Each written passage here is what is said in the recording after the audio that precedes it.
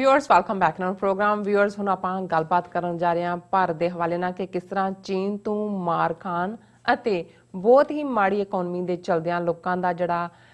ਧਿਆਨ ਅਸਲ ਮੁੱਦਿਆਂ ਤੋਂ ਭਟਕਾਉਣ ਲਈ ਹਿੰਦੂਤਵੀ ਨੇਤਾਵਾਂ ਵੱਲੋਂ ਮੁਸਲਮਾਨਾਂ ਦੇ ਖਿਲਾਫ ਜਿਹੜੀ ਹੈ ਨਫ਼ਰਤ ਹੈ ਉਹ ਫੈਲਾਈ ਜਾ ਰਹੀ ਹੈ और ये प्रचारिया जा रहा है कि मुसलमानों वालों लव जिहाद किया जा रहा है जिस दा मतलब है कि हिंदू कुड़ियां नूं अपने चुंगल विच फसा के उन्हां नाल विआह करना यह अखौती लव जिहाद नूं रोकण दे नां थल्ले मोदी सरकार वालों एक नवां जिहड़ा है कानून बनाउण दी जिहड़ी है तैयारी की जा रही है। सो इस बारे आपां विचार चर्चा करन जा रहे हैं। सो असीं चाहांगे कि तुसां नाल इसी तरह ही जुड़े रहना। देखण सुणन लई तुहाडा सब दा बहुत बहुत शुक्रिया जी। राज साहब की कहना चाहोगे इस मुद्दे बारे? देखो इस वेले जो भारत का माहौल हिंदू तवियां ने और एक कंटिन्यूटी है, कोई नवा तो नहीं है, लेकिन इस वेले वो आंसरेबल ने जो भारत के गवांढ दे विच चीन दे नाल रिलेशनशिप होया, भारत की इकोनॉमी जिहड़ी चौथा हिस्सा उड़ गई और कोई होप नहीं है कि कोई नवी इन्वेस्टमेंट या कोई होर चीज़ आण दी। बेसिक इशू जिस लैवल के उत्ते अनएम्पलॉयमेंट है और ईवन कोविड-19 के हवाले नाल भी जिहड़ी उहनूं हैंडलिंग टोटल फेलियर है। हुण एक पुरानी टैकनीक है किते भी कि जदों तुसीं एक थां ते फसे हुए हो, जिहड़ियां प्रॉब्लम्स फेस हो रही हैं, उन्हां दा तुहाडे कोल जवाब नहीं है जां उन्हां दा तुहाडे कोल हल नहीं है, ते तुसीं ध्यान डाइवर्ट करन दे लई, ध्यान वंडाउण दे लई कोई ऐसी गल करो ਜਿਹੜੀ ਕਿ ਭਾਵਨਾਤਮਕ ਹੋਏ ਔਰ ਉਹਦੇ ਥੱਲੇ ਦੂਸਰੀਆਂ ਚੀਜ਼ਾਂ ਜਿਹੜੀਆਂ ਨੇ ਉਹ ਭੁੱਲ ਜਾਣ। ਔਰ ਇਹ ਅਸੀਂ ਦੇਖਿਆ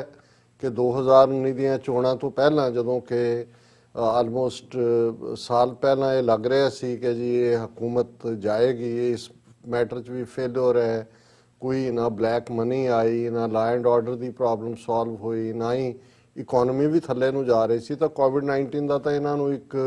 बहाना मिल गया। इन्हों का तो पहले ही कलैप्स हो रहा है, लेकिन किवें इन्होंने पुलवामा अटैक जिहड़ा खुद करवाया, क्योंकि उहदे च जिहड़ा उत्थे बंदा अज तक भी जिहड़ा उत्थे जिन्हों DSP लाया गया और बाद विच सामने आया कि किवें वो इनफैक्ट खुद ही सो कॉल जिहड़े दहशतगर्द ने उन्होंने लिजा रहा सी एक तो दूसरी थां चंडीगढ़ लियाना सी, दिल्ली च छड्डना सी। और अफजल गुरू ने दविंदर सिंह नां दा पुलिसी है जिहदा नां अफजल गुरू ने भी लिया सी। ये सारी गल तो सामने आ गई, लेकिन उदों तक ऑलरेडी पुलवामा की आड़ च जिहदे 38-40 गरीब जिहड़े ने CRPF के जवान मारे गए, उन्हां दीयां तस्वीरां ला के भारत भर दे विच उन्हां नूं शहीद बना के और पाकिस्तान दे गल मड़ के बालाकोट की ड्रामेबाजी करके उदों ही पता लगा जदों कि होया जी मोदी तो 300 तो ज़्यादा सीटां उहदी पार्टी ने लै लईआं। बिल्कुल। सो ये भावनात्मक है। और इस तो पहला असी देखते हैं कि भी ये भारत की पॉलिटिक्स खास तौर पर जदों जून 84 का घल्लूकारा करवाण का फैसला किया इंदिरा गांधी ने, हुण उहदा ही राज एक मुखी रहे, हालांकि स्वर्ण सिंह मिनिस्टर सी पंजाब का, उहदा जवाई है सन इन लॉ सिद्धू ने कोई किताब लिखी है खालिस्तान की नां दे थल्ले कि जी कंस्पीरेसी की होया, हालांकि उहदे बहुत कुछ लुकोया गया है RSS नूं और इन्हां दा की रोल सी नवंबर 84 और दूसरा है उन्होंने बिल्कुल गायब किया गया।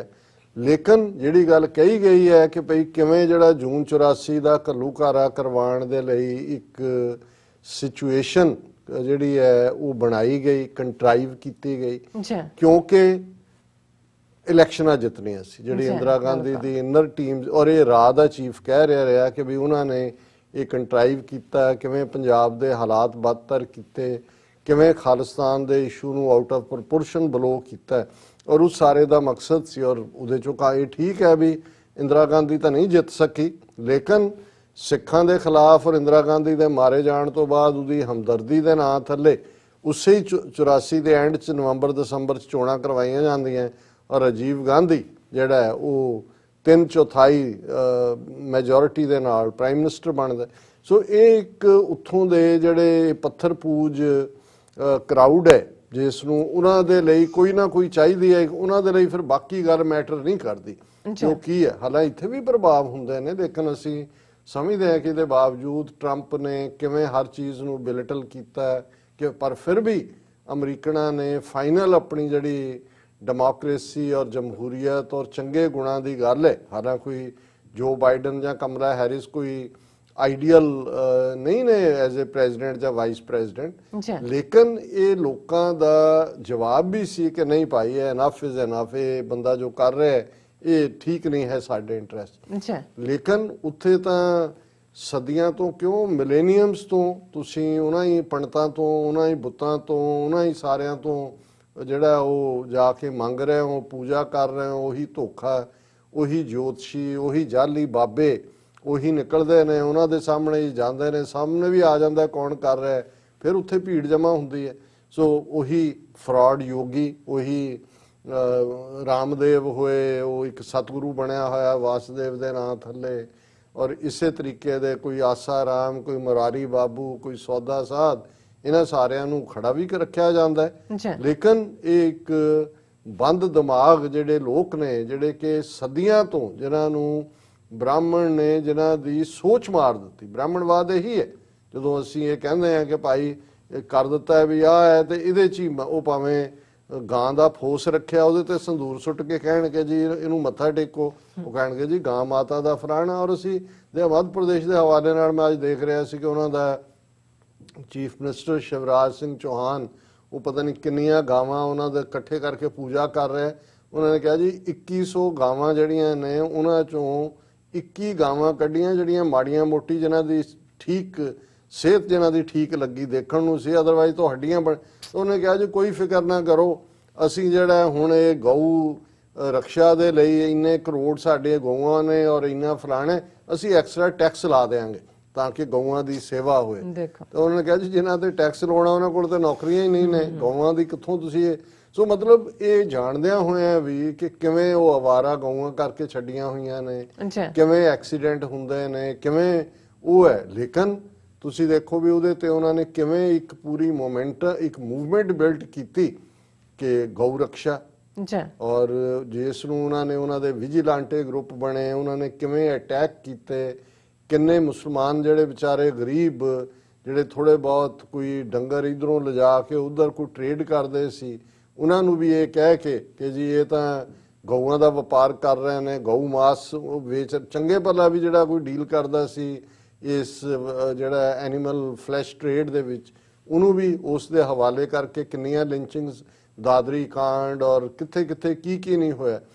ਔਰ ਹੁਣ ਜਦੋਂ ਕਿ ਸਾਰੇ ਪਾਸੇ ਇੱਕ ਵੱਡੀ ਇਹਨਾਂ ਦੀ ਫੇਲਿਅਰ ਹੈ, ਅੱਜ ਕੱਲ ਤੁਸੀਂ ਦੇਖੋਗੇ ਰਾਜਸਥਾਨ ਦੇ ਚੀਫ ਮਿਨਿਸਟਰ ਨੇ ਕਿਹਾ, ਮੱਧ ਪ੍ਰਦੇਸ਼, ਰਾਜਸਥਾਨ ਨਹੀਂ, ਮੱਧ ਪ੍ਰਦੇਸ਼ ਦੇ ਚੀਫ ਮਿਨਿਸਟਰ ਨੇ ਕਿਹਾ, ਯੂਪੀ ਦੇ ਚੀਫ ਮਿਨਿਸਟਰ ਨੇ ਕਿਹਾ, ਹਰਿਆਣੇ ਦੇ ਚੀਫ ਮਿਨਿਸਟਰ ਨੇ ਕਿਹਾ ਕਿ ਲਵ ਜਿਹਾਦ, ਕਿ ਜੀ ਇਹ ਇੱਕ ਬੜੀ ਇੱਕ ਜਿਵੇਂ ਜਿਹਾਦ ਦੂਸਰੇ ਕਰਦੇ ਨੇ ਲੜ ਭਿੜ ਵਾਲਾ, ਕਿ ਜੀ ਇਹ ਵੀ ਮੁਸਲਮਾਨਾਂ ਨੇ ਇੱਕ ਸਾਜ਼ਿਸ਼ ਦੇ ਥੱਲੇ ਲਵ ਜਿਹਾਦ ਸ਼ੁਰੂ ਕੀਤਾ ਹੋਇਆ ਹੈ ਔਰ ਇਹਦੇ ਲਈ ਪੈਸਾ ਪੰਪ ਕੀਤਾ ਜਾਂਦਾ ਹੈ। ਮੁਸਲਮਾਨ ਨੌਜਵਾਨਾਂ ਨੂੰ ਕਿਹਾ ਜਾਂਦਾ ਹੈ ਕਿ ਵੀ ਤੁਸੀਂ ਹਿੰਦੂ ਕੁੜੀਆਂ ਨੂੰ ਫਸਾਓ ਔਰ ਫਿਰ ਉਹਨਾਂ ਨੂੰ ਕਨਵਰਟ ਕਰੋ ਨਿਕਾਹ ਕਰਨ ਤੋਂ ਪਹਿਲੇ, ਔਰ ਇਹ ਜਿਹੜਾ ਇੱਕ ਵੱਡੇ ਪੈਮਾਨੇ ਤੇ ਇਵੇਂ ਚੱਲ ਰਿਹਾ। ਔਰ ਉਹਨਾਂ ਨੇ ਕਿਹਾ ਜੀ ਅਸੀਂ ਇਹ ਕਾਨੂੰਨ ਲਿਆ, ਇਹਨਾਂ ਤਿੰਨਾਂ ਹੀ ਚੀਫ ਮਿਨਿਸਟਰ ਨੇ ਕਿਹਾ ਕਿ ਅਸੀਂ ਅਸੈਂਬਲੀਜ਼ ਦੇ ਵਿੱਚ ਕਾਨੂੰਨ ਲਿਆਵਾਂਗੇ ਤਾਂ ਕਿ ਇਸ ਨੂੰ ਰੋਕਿਆ ਜਾਏ। ਹਾਲਾਂਕਿ ਉੱਥੇ ਜਿਹੜੇ ਵੀ ਥੋੜੇ ਬਹੁਤ ਬੇਸ਼ੱਕ ਉਹ ਪੈਟਰੀਓਟਿਕ ਆਪਣੀ ਸੈਂਸ 'ਚ ਨੇ, ਉਹ ਕੋਈ ਹਿੰਦੂ ਤੋਂ ਵੀ ਨਹੀਂ ਨੇ, ਲੇਕਿਨ ਇੰਡੀਅਨ ਨੈਸ਼ਨਲਿਸਟ ਨੇ, ਉਹਨਾਂ ਦਾ ਇਹ ਕਹਿਣਾ ਕਿ ਵੀ ਇਹ ਹੁਣ ਸਾਰੇ ਪਾਸੇ ਇਹਨਾਂ ਦੀ ਫੇਲਿਅਰ ਹੈ, ਸਟਰਕਚਰ ਕਲੈਪਸ ਹੋ ਰਿਹਾ ਔਰ ਇਹਨਾਂ ਨੇ ਫਰਦਰ ਜਿਹੜਾ ਮੁਸਲਮਾਨਾਂ ਨੂੰ ਸਕੇਪਗੋਟ ਬਣਾਇਆ, ਬਲੀ ਦਾ ਬੱਕਰਾ ਬਣਾਉਣ ਦੇ ਲਈ ਇਹ ਸਾਰੀ ਜਿਹੜੀ ਹੈ ਇਹਨਾਂ ਨੇ ਮੁਹਿੰਮ ਸ਼ੁਰੂ ਕੀਤੀ ਹੈ। ਔਰ ਰਾਜਸਥਾਨ ਜਿੱਥੇ ਕਿ ਕਾਂਗਰਸ ਦੀ ਹਕੂਮਤ ਹੈ, ਉਹਨਾਂ ਦਾ ਚੀਫ ਮਿਨਿਸਟਰ ਹੈ ਅਸ਼ੋਕ ਗਹਿਲਟ, ਉਹਨੇ ਇਹ ਕਿਹਾ love jihad a term coined by BJP to disturb communal harmony, ਕਿ ਵੀ ਇਹ ਇਹਨਾਂ ਦੀ ਘੜੀ ਹੋਈ ਟਰਮ ਹੈ ਔਰ ਇਹ ਜਿਹੜੀ ਆਪਸੀ ਸਦਭਾਵਨਾ ਹੈ ਹਿੰਦੂਆਂ ਮੁਸਲਮਾਨਾਂ ਦੇ ਵਿੱਚ, ਇਸ ਨੂੰ ਤਬਾਹ ਕਰਨ ਦੇ ਲਈ ਹੈ। ਔਰ ਈਵਨ ਉਹਦੇ ਇਸ ਬਿਆਨ ਦੇ ਉੱਤੇ ਵੀ ਜਿਹੜਾ ਉਹਨਾਂ ਦਾ ਮਿਨਿਸਟਰ ਹੈ ਗਜਿੰਦਰ ਸਿੰਘ ਸ਼ੇਖਾਵਤ, ਉਹਨੇ ਜਿਹੜਾ ਬੜਾ ਜ਼ੋਰਦਾਰ ਟਿੱਪਣੀ ਕੀਤੀ ਹੈ ਔਰ ਉਹਦੇ 'ਚ ਉਹ ਅੱਗੋਂ ਇਹ ਕਹਿ ਰਿਹਾ, ਹਾਲਾਂਕਿ ਇਹਨੇ ਚੀਫ ਮਿਨਿਸਟਰ ਗੈਲਟ ਨੇ ਕਿਹਾ ਕਿ ਵੀ ਇਹ ਜਿਹੜੀ ਹੈ ਇਹ ਟਰਮ ਹੀ love jihad, this is manufactured by BJP to disturb communal harmony ਔਰ ਇਸ ਦੇ ਉੱਤੇ ਯੂਨੀਅਨ ਮਿਨਿਸਟਰ ਗਜਿੰਦਰ ਸਿੰਘ ਸ਼ੇਖਾਵਤ ਜਿਹੜਾ ਹੈ ਉਹ ਇਹ ਕਹਿ ਰਿਹਾ ਹੈ, why are the women not free to use their maiden name or religion. ਉਹਨੇ ਕਿਉਂਕਿ ਉਹਨੇ ਗੈਲਟ ਨੇ ਕਿਹਾ ਕਿ ਇਹ ਜਿਹੜੀ ਮੈਰਿਜ ਹੈ it's a matter of personal liberty and bringing a law to curb it is unconstitutional. ਕਿਨੇ ਕਿੱਥੇ ਵਿਆਹ ਕਰਨਾ ਹੈ ਇਹ ਤੁਹਾਡੀ ਨਿੱਜੀ ਚੋਇਸ ਹੈ ਔਰ ਤੁਸੀਂ ਇਹ ਗੈਰ ਆਈਨੀ ਕੰਮ ਕਰੋਗੇ ਲਿਆਓਗੇ। ਔਰ ਉਹਦਾ ਇਹ ਜਵਾਬ ਦੇ ਰਿਹਾ ਹੈ ਉਹ ਇਹ ਸਭ ਕਿਉਂਕਿ ਦੇਖੋ ਆਰਐਸਐਸ ਦੀ ਜਿਹੜੀ ਕੋਰ ਫਿਲਾਸਫੀ ਹੈ ਉਹ ਮਨੂ ਸਮ੍ਰਿਤੀ ਹੈ ਜਿਸ ਦੇ ਉੱਤੇ ਉਹ ਕੰਮ ਕਰਦੇ ਨੇ। ਔਰ ਇਹ ਜਿਹੜਾ ਅੱਜ ਈਵਨ ਥੋੜਾ ਬਹੁਤ ਕਨਸਟੀਟਿਊਸ਼ਨ ਕਹਿ ਕੇ ਜਿਹਨੂੰ ਕਿਹਾ ਵੀ ਜਾਂਦਾ ਹੈ ਕੋਟ ਕਰਨ ਦੇ ਲਈ ਕਿ ਜੀ ਦੇਖੋ ਕਨਸਟੀਟਿਊਸ਼ਨ ਇਹ ਰਾਈਟ ਦਿੰਦਾ ਹੈ, ਇਸ ਕਨਸਟੀਟਿਊਸ਼ਨ ਦੇ ਵੀ ਕੋਈ ਬਹੁਤੀ ਹੁਣ ਉਮਰ ਨਹੀਂ ਹੈ। ਇਹ ਕਿਸੇ ਵੇਲੇ ਵੀ ਆਉਣ ਵਾਲੇ ਪੀਰੀਅਡ 'ਚ ਇਹਨੂੰ ਪਾਸੇ ਕਰਕੇ ਮਨੂ ਸਮ੍ਰਿਤੀ ਜਿਹੜਾ ਉਹ ਹਿੰਦੂ ਲਾਅ ਲਿਆਣਾ ਚਾਹੁੰਦੇ ਨੇ। ਉਹ ਹੁਣ ਬਜਾਏ ਕਿ ਅਸ਼ੋਕ ਗਹਿਲਟ ਦੇ ਸਵਾਲ ਦਾ ਕਿ ਵੀ ਇਹ ਤਾਂ ਕਨਸਟੀਟਿਊਸ਼ਨ ਰਾਈਟ ਦਿੰਦਾ ਹੈ ਪਰਸਨਲ ਲਿਬਰਟੀ ਦੀ, 18 ਸਾਲ ਮਿਨੀਮਮ ਏਜ ਹੈ ਕਿ ਵੀ ਉਹਦੇ ਬਾਅਦ ਤੁਹਾਡੀ ਚੋਇਸ ਹੈ। ਹੁਣ ਉਹ ਮਨੂ ਸਮ੍ਰਿਤੀ ਨੂੰ ਕੋਟ ਕਰ ਰਿਹਾ ਕਿਉਂਕਿ ਹੁਣ ਮਨੂ ਨੇ ਜਿਹੜਾ ਹਿੰਦੂ ਲਾਅ ਹੈ, ਮਨੂ ਸਮ੍ਰਿਤੀ ਕੀ ਹੈ, ਮਨੂ ਹਿੰਦੂ ਲਾਅ ਹੈ ਜਿਹੜਾ ਜਿਸ ਨੂੰ ਮਨੂ ਸਮ੍ਰਿਤੀ ਦੇ ਵਿੱਚ ਕਿਹਾ ਗਿਆ ਹੈ ਕਿ ਇੱਕ ਔਰਤ ਦਾ ਦਰਜਾ ਜਿਹੜਾ ਹੈ ਉਹ ਸ਼ੂਦਰ ਦੇ ਬਰਾਬਰ ਹੈ। ਬਿਲਕੁਲ ਜਿਸ ਤਰ੍ਹਾਂ ਜਨੇਊ ਜਿਹਦੇ ਰਾਹੀਂ ਹਿੰਦੂ ਬਣਾਇਆ ਜਾਂਦਾ ਹੈ ਸ਼ੂਦਰ ਨਹੀਂ ਪਾ ਸਕਦਾ ਜਾਂ ਸ਼ੂਦਰ ਨੂੰ ਨਹੀਂ ਪਾਇਆ ਜਾਂਦਾ ਜਨੇਊ, ਇਸੇ ਤਰ੍ਹਾਂ ਔਰਤ ਨੂੰ ਨਹੀਂ ਪਾਇਆ ਜਾਂਦਾ। ਫਿਰ ਮਨੂ ਇਹ ਕਹਿੰਦਾ ਹੈ ਕਿ ਔਰਤ ਨੂੰ ਕਦੇ ਵੀ ਇਕੱਲੇ ਨਾ ਰਹਿਣ ਦਿਓ। ਜਦੋਂ ਉਹ ਛੋਟੀ ਹੈ ਤੇ ਬਾਪ ਜਿਹੜਾ ਹੈ ਉਹ ਡਿਸਾਈਡ ਕਰੇਗਾ ਉਹਦਾ ਫਿਊਚਰ। ਬਿਲਕੁਲ ਜਦੋਂ ਉਹਦੇ ਬੱਚੇ ਹੋ ਜਾਂਦੇ ਨੇ ਹਸਬੈਂਡ ਨਹੀਂ ਹੈ ਫਿਰ ਉਹਦਾ ਪਤੀ ਜਿਹੜਾ ਬਾਪ ਨਹੀਂ ਹੈ ਫਿਰ ਉਹਦਾ ਪਤੀ ਡਿਸਾਈਡ ਕਰੇਗਾ। ਤੇ ਜਦੋਂ ਪਤੀ ਨਹੀਂ ਰਿਹਾ ਫਿਰ ਉਹਦੇ ਪੁੱਤਰ ਡਿਸਾਈਡ ਕਰਨਗੇ ਉਹਨੇ ਕਿ ਵੂਮਨ ਨੂੰ ਔਰਤ ਨੂੰ ਕਦੇ ਵੀ ਇਕੱਲੇ ਨਹੀਂ ਛੱਡਿਆ ਜਾਣਾ ਚਾਹੀਦਾ ਹੈ। ਔਰਤ ਹਮੇਸ਼ਾ ਡਿਪੈਂਡੈਂਟ ਰਹੇਗੀ ਜਾਂ ਪਿਓ ਤੇ ਜਾਂ ਪਤੀ ਤੇ ਜਾਂ ਪੁੱਤਰ ਤੇ। ਹੁਣ ਇਹਨੂੰ ਹੀ ਔਰ ਇਹ ਵੀ ਜਿਹੜਾ ਇਹ ਸੀ ਕਿ ਵੀ ਹੁਣ ਉਹ ਪ੍ਰਾਪਰਟੀ ਦੂਜੇ ਦੀ ਹੋ ਗਈ। ਜਿਹੜਾ ਔਰਤ ਦਾ ਨਾਂ ਹੁੰਦਾ ਸੀ ਪੇਕੇ, ਇਹ ਮਨੂ ਸਮ੍ਰਿਤੀ ਦੇ ਮੁਤਾਬਕ ਜਦੋਂ ਵਿਆਹੀ ਜਾਂ ਫਿਰ ਉਹ ਦੂਜੇ ਉਹਨੂੰ ਕਹਿੰਦੇ ਕੰਨਿਆਦਾਨ ਸੀ। ਵਿਆਹ ਦਾ ਨਾਂ ਹੀ ਇਹਨਾਂ ਦਾ ਕੰਨਿਆਦਾਨ ਹੈ ਕਿ ਦਾਨ ਕਰਤਾ ਹੈ, ਗਿਫਟ ਕਰ ਦਿੱਤਾ ਹੈ। ਹੁਣ ਉਹ ਜਿਹੜੀ ਗਿਫਟ ਹੈ ਉਹਦਾ ਕੀ ਮਤਲਬ ਹੈ ਕਿ ਵੀ ਉੱਥੇ ਉਹਦਾ ਨਾਂ ਵੀ ਔਰ ਉਹ ਆਰਗੂਮੈਂਟ ਦੇ ਰਿਹਾ ਹੈ ਗਿਰੀਰਾਜ ਸਿੰਘ। ਉਹਨੇ ਕਿਹਾ ਕਿ if marriage is a matter of personal liberty, ਜੇ ਨਿੱਜੀ ਆਜ਼ਾਦੀ ਦੀ ਗੱਲ ਹੈ, why are the women not free to use their maiden name or religion. ਉਹ ਆਪਣਾ ਨਾਂ ਰੱਖਣ ਉਵੇਂ ਹੀ ਜਿਵੇਂ ਰੱਖਦੀਆਂ ਨੇ ਔਰ ਉਹ ਕਿਉਂ ਨਹੀਂ, ਮਤਲਬ ਇਹ ਕਹਿਣਾ ਚਾਹੁੰਦਾ ਹੈ ਕਿ ਵੀ ਜੇ ਉਹਨਾਂ ਨੇ ਕਨਵਰਟ ਹੋਣਾ ਹੈ ਇਹਦਾ ਮਤਲਬ ਇਹ ਹੈ ਵੀ ਉਹਨਾਂ ਦੀ ਲਿਬਰਟੀ ਨਹੀਂ ਹੈ, ਉਹਨਾਂ ਨੂੰ ਐਕਸਪਲੋਇਟ ਕੀਤਾ ਜਾ ਰਿਹਾ। ਫਿਰ ਉਹਨਾਂ ਨੇ ਕਿਹਾ ਕਿ ਵੀ he said ਕਿ alleged that Hindu women face harassment and forced conversion in the name of love and marriage, ਕਿ ਐਵੇਂ ਡਰਾਮੇਬਾਜ਼ੀ ਹੈ ਲਵ ਔਰ ਮੈਰਿਜ, ਇਹ ਹਿੰਦੂ ਔਰਤਾਂ ਨੂੰ ਕਨਵਰਟ ਕੀਤਾ ਜਾ ਰਿਹਾ ਹੈ। ਔਰ ਇਹ ਸਾਰੇ ਦੇ ਉੱਤੇ ਇਹਨਾਂ ਦੀ ਲਵ ਜਿਹਾਦ ਜਿਵੇਂ ਉਹਨੇ ਕਿਹਾ ਅਸ਼ੋਕ ਗਹਿਲਟ ਨੇ, ਜਿਹਾਦ has no place in love, they are creating an environment in the nation where consenting adults would be at the mercy of state power. Marriage is a personal decision and they are putting curbs on it, which is like snatching away personal liberty, Gallant said. उन्होंने कहा जी ये उस हद तक लिजा रहे ने society ਨੂੰ ਕਿ ਕਿਨੇ ਕਿਹਦੇ ਨਾਲ ਵਿਆਹ ਕਰਨਾ ਹੈ ਬੰਦੇ ਡਿਸਾਈਡ ਨਹੀਂ ਕਰਨਗੇ ਜਾਂ ਔਰਤ ਡਿਸਾਈਡ, ਸਟੇਟ ਡਿਸਾਈਡ ਕਰੇਗੀ ਕਿ ਕਿਹਦੇ ਨਾਲ ਕੌਣ ਕਰ ਸਕਦਾ ਹੈ ਕਿ ਨਹੀਂ। ਔਰ ਇਸ ਦੇ ਉੱਤੇ ਈਵਨ ਕੱਲਾ ਹੀ ਨਹੀਂ ਗਿਰੀਰਾਜ ਸਿੰਘ ਹੀ ਬੋਲਿਆ, ਜਿਹੜਾ ਦੂਸਰਾ ਇੱਕ ਉਹਨਾਂ ਦਾ ਹੈਗਾ ਮਿਨਿਸਟਰ ਉਹਨੇ ਵੀ ਬੀਜੇਪੀ ਰਾਜਸਥਾਨ ਪ੍ਰੈਜ਼ੀਡੈਂਟ ਸਤੀਸ਼ ਪੁਨੀਆ ਉਹਨੇ ਵੀ ਟਾਰਗੇਟ ਕੀਤਾ ਗਹਿਲੋਤ ਨੂੰ। ਉਹਨੇ ਕਿਹਾ ਜੀ ਕਿ ਇਹ ਪੈਟੀ ਵੋਟ ਬੈਂਕ ਪੋਲਿਟਿਕਸ ਹੈ। ਔਰ ਗੱਲ ਕੱਲੀ ਇਹ ਨਹੀਂ ਹੈ ਕਿ ਵੀ ਇਸ ਮੁੱਦੇ ਦੇ ਉੱਤੇ ਈਵਨ ਜਿਹੜੇ ਵਾਈਸ ਪ੍ਰੈਜ਼ੀਡੈਂਟ ਰਹੇ ਨੇ ਹਾਮਿਦ ਅੰਸਾਰੀ, ਪਿਛਲੇ ਦਿਨਾਂ 'ਚ ਇਹਦੀ ਸ਼ਸ਼ੀ ਥਰੂਰ ਨੇ ਇੱਕ ਕਿਤਾਬ ਲਿਖੀ ਹੈ ਜਿਸ ਦਾ ਵਰਚੁਅਲ ਉਹਨਾਂ ਨੇ ਦਾ ਬੈਟਲ ਆਫ ਬਿਲੋਂਗਿੰਗ ਔਰ ਉਸ ਨੂੰ ਰਿਲੀਜ਼ ਕੀਤਾ ਹੁੰਦਾ ਜਿਹੜਾ ਅੱਜ ਕੱਲ੍ਹ ਵਰਚੁਅਲ ਕਾਨਫਰੰਸਿਸ ਹੁੰਦੀਆਂ ਨੇ। ਤੇ ਹਾਮਿਦ ਅੰਸਾਰੀ ਜਿਹੜੇ ਵਾਈਸ ਪ੍ਰੈਜ਼ੀਡੈਂਟ ਰਹੇ ਨੇ ਉਹਨਾਂ ਨੇ ਕਿਹਾ ਕਿ ਵੀ ਇਸ ਵੇਲੇ ਕੱਲੀ ਇਹ ਨਹੀਂ ਕਿ ਕੋਰੋਨਾ ਐਪੀਡੈਮਿਕ ਜਾਂ ਮਹਾਮਾਰੀ ਨਾਲ ਹੀ ਭਾਰਤ ਸਫਰ ਕਰ ਰਿਹਾ, ਦੋ ਹੋਰ ਮਹਾਮਾਰੀਆਂ ਵੀ ਨੇ, ਐਪੀਡੈਮਿਕਸ ਵੀ ਨੇ, ਇੱਕ ਧਾਰਮਿਕ ਕੱਟੜਤਾ ਤੇ ਦੂਸਰਾ ਐਗਰੈਸਿਵ ਨੈਸ਼ਨਲਿਜ਼ਮ। ਸੋ ਜ਼ਾਹਰ ਹੈ ਕਿ ਵੀ ਇਹ ਦੋਨੋਂ ਹੀ ਆਰਐਸਐਸ ਦੇ ਉੱਤੇ ਹੀ ਨੇ ਕਿ ਭਾਈ ਉਹਨਾਂ ਨੇ ਕਿਵੇਂ ਇਹ ਸਾਰੇ ਮਾਹੌਲ ਨੂੰ ਬਣਾਇਆ। ਔਰ ਉਹਨਾਂ ਨੇ ਕਿਹਾ ਵੀ ਇਹਨਾਂ ਦਾ ਜਵਾਬ ਜਿਹੜਾ ਹੈ ਮਹਾਮਾਰੀਆਂ ਦਾ ਹਰ ਕੋਈ ਜਿਹੜਾ ਇਸ ਧਰਤੀ ਦੇ ਨਾਲ ਜੁੜਿਆ ਹੋਇਆ ਉਹ ਧਰਤੀ ਨੂੰ ਪਿਆਰ ਕਰਦਾ ਹੈ। ਬਿਲਕੁਲ ਲੇਕਿਨ ਜਿਵੇਂ ਤੁਸੀਂ ਮਾਹੌਲ ਸਿਰਜ ਰਹੇ ਹੋ, ਤੁਸੀਂ ਆਪਣੇ ਲੋਕਾਂ ਨੂੰ ਆਪਣੇ ਦੇਸ਼ 'ਚ ਬੇਗਾਨਗੀ ਦਾ ਅਹਿਸਾਸ ਕਰਵਾ ਰਹੇ ਹੋ, ਤੇ ਹਾਮਿਦ ਅੰਸਾਰੀ ਦੇ ਕਹਿਣ ਦੀ ਦੇਰ ਸੀ ਤੇ ਉਹਦੇ ਪਿੱਛੇ ਵੀ ਪੂਰੀ ਉਹਦੀ ਟ੍ਰੋਲਿੰਗ ਹੋ ਰਹੀ ਹੈ। ਔਰ ਉੱਥੇ ਪੂਰਾ ਇਹੀ ਨਹੀਂ, ਤੁਸੀਂ ਜਦੋਂ ਇਹਨਾਂ ਦੇ ਅੱਡ-ਅੱਡ ਫਰੰਟਸ ਦੇ ਉੱਤੇ ਦੇਖਦੇ ਹੋ, Hindu Mahasabha observes Nathuram Godse's death anniversary, Godse and co-conspirator Narayan Apte were hanged to death at Ambala jail on November 15th, 1949। ਹੁਣ ਇੱਕ ਪਾਸੇ ਜੇ ਤੁਸੀਂ ਬਾਹਰਲੇ ਮੁਲਕਾਂ ਨੂੰ ਵੇਚਣਾ ਹੈ ਤਾਂ ਗਾਂਧੀ ਵੇਚੋ ਕਿ ਜੀ ਲੈਂਡ ਆਫ ਗਾਂਧੀ, ਰਾਸ਼ਟਰ ਪਿਤਾ ਹਮਾਰੇ ਬਾਪੂ। ਜੀ ਲੇਕਿਨ ਵਿਦਨ ਕੰਟਰੀ ਜਿਹੜਾ ਹਿੰਦੂ ਤਵੀਆਂ ਨੂੰ ਉਹਨਾਂ ਨੂੰ ਵੇਚ ਰਹੇ ਨੇ ਕਿ ਸਾਡਾ ਹੀਰੋ ਨਥੂਰਾਮ ਗੋਡਸੇ ਜਿਹਨੇ ਗਾਂਧੀ ਨੂੰ ਮਾਰਿਆ। ਔਰ ਇਹ ਨਥੂਰਾਮ ਗੋਡਸੇ ਦੀ ਜਿਹੜੀ ਉਹਨੂੰ ਹੈਂਗ ਕੀਤਾ ਗਿਆ ਸੀ 15 ਨਵੰਬਰ 1949 ਨੂੰ, ਜੀ ਔਰ ਪਿਛਲੇ ਆਲਮੋਸਟ 2 ਹਫ਼ਤੇ ਤੋਂ ਲਗਾਤਾਰਤਾ ਨਾਲ ਨਥੂਰਾਮ ਗੋਡਸੇ ਦਾ ਦਿਨ ਮਨਾ ਰਹੇ ਨੇ। ਔਰ ਗਵਾਲੀਅਰ ਦੇ ਹਵਾਲੇ ਨਾਲ ਇਹ ਖਬਰ ਹੈ